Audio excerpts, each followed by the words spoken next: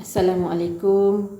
Hari ini saya akan sambungkan terjemahan surah An-Nisa ayat 121 sehingga 130, juzuk kelima, insya-Allah. Mudah-mudahan ia bermanfaat kepada ramai orang. Kepada siapa yang tak sempat untuk membaca, bolehlah mendengarnya.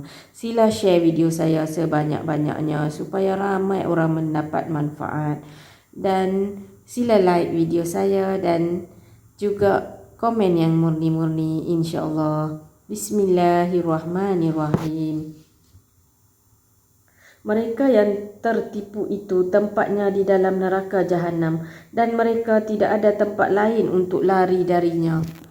Dan orang yang beriman dan mengerjakan amal kebajikan, kelak akan kami masukkan ke dalam syurga yang mengalir di bawahnya sungai-sungai. Mereka kekal di dalamnya selama-lamanya. Dan janji Allah itu benar. Siapakah yang lebih benar perkataannya selain Allah? Pahala dari Allah itu bukanlah angan-anganmu dan bukan pula angan-angan ahli kitab. Barang siapa mengerjakan kejahatan, nescaya akan dibalas sesuai dengan kejahatan itu, dan dia tidak akan mendapat perlindungan dan penolong selain Allah. Dan barang siapa mengerjakan amal kebajikan, baik lelaki maupun perempuan, dalam keadaan dia beriman, maka mereka itu akan masuk ke dalam syurga, dan mereka tidak dizalimi sedikit pun.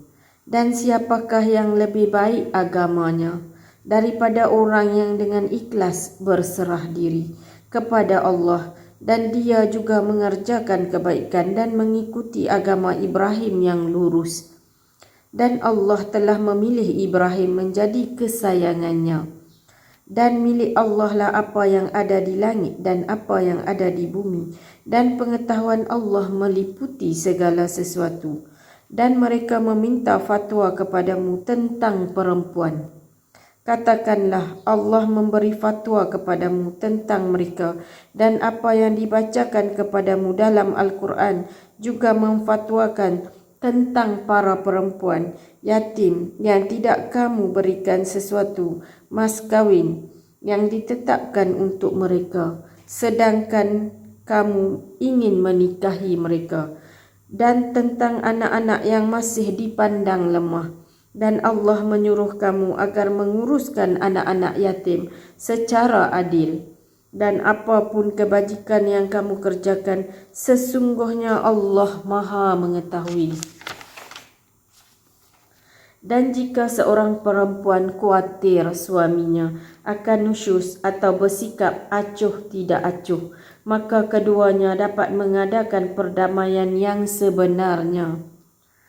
Dan perdamaian itu lebih baik bagi mereka, walaupun manusia itu menurut tabiatnya kikir, kedekut. Dan jika kamu memperbaiki pergaulan dengan istrimu dan memelihara dirimu dari nusyus dan sikap acuh tak acuh, maka sesungguhnya Allah Maha teliti terhadap apa yang kamu kerjakan. Dan kamu tidak mampu berlaku adil soal hati di antara isteri-istrimu, walaupun kamu sangat ingin berbuat demikian. Kerana itu, janganlah kamu terlalu cenderung kepada yang kamu cintai, sehingga kamu membiarkan yang lain terbiar.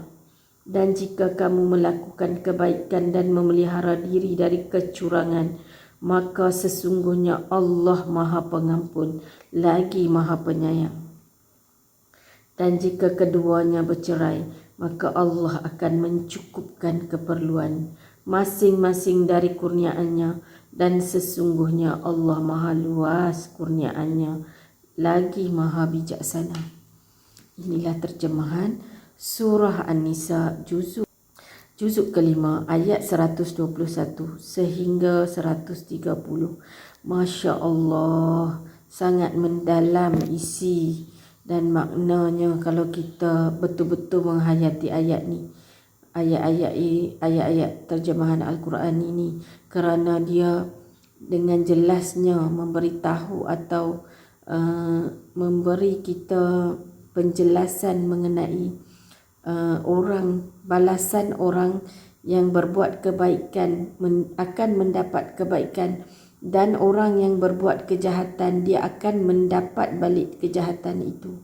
Dan yang lagi mendalam ayat ini, dalam ayat 128, selalu sangat kita mendengar wanita nusyus, betul tak? Selalu kita kata isteri nusyus, isteri nusyus. Tetapi dalam Al-Quran, Allah ada menyatakan bahawa seorang suami juga boleh menjadi nusyus. Cuba kita betul-betul menghayati ayat ini.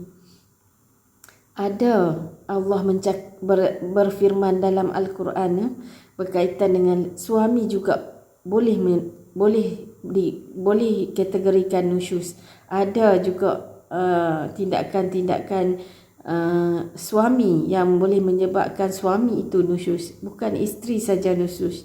Subhanallah. Dan ayat 129 Allah juga berfirman bahawa walaupun seorang lelaki boleh berpoligami, tetapi dalam soal hati dia tetap tidak boleh bersikap adil.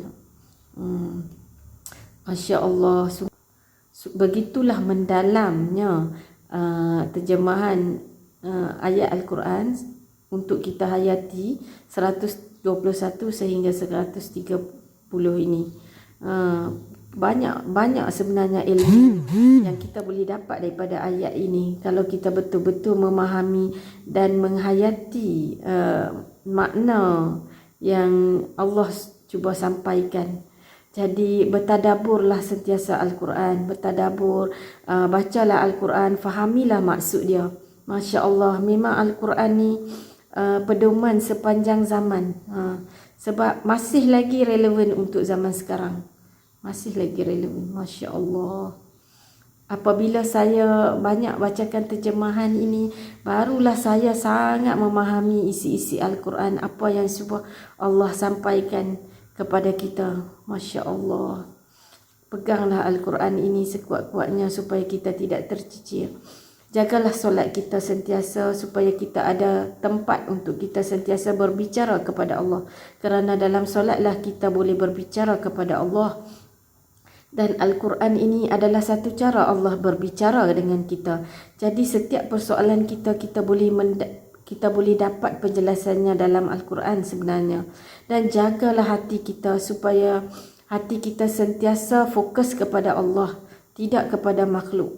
Fokus kepada Allah. Mudah-mudahan dengan sedikit apa yang saya buat ini boleh membuka mata ramai orang untuk terus mendalami Al-Quran, menjaga solat dan menjaga hati, dan menjadi amalan kita yang akan diambil kira di akhirat insya-Allah. Sharelah video saya banyak-banyak supaya ramai orang mendapat manfaat daripada apa yang saya bacakan dalam terjemahan ini. Terima kasih kerana mengikuti saya, Syirah Dato' Aziz. Ya Allah.